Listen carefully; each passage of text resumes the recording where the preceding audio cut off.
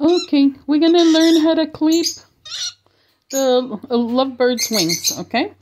This is a good thing to do if you have a pet lovebird and you don't want to run the risk of them flying out the door or the window or getting hurt flying around the house. This way they can fly low and they can hop from furniture to furniture and go back to their cages and go back to their play top and be safer. Okay, so I recommend you clip your bird's wings to keep them safe and sound, and always supervise them when they're playing too. You don't want to leave them unattended because they do get into trouble. All right, so what you're going to do is very simple. You're going to cut the first 5 feathers in the front, and you're not going to cut any of the feathers over here where the second layer starts.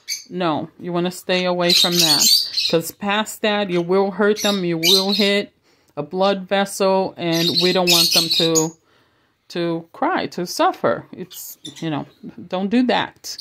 So first 5 feathers, and you're gonna cut up to here.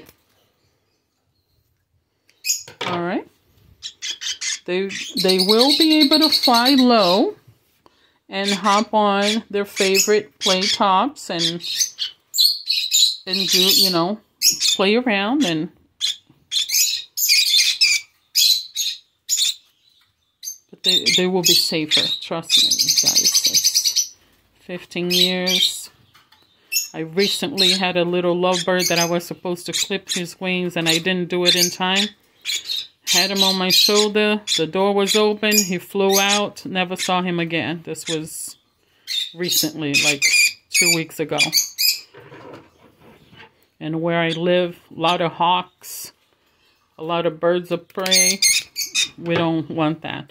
So that little complaint that it did over there is just a reaction of something, but not of pain.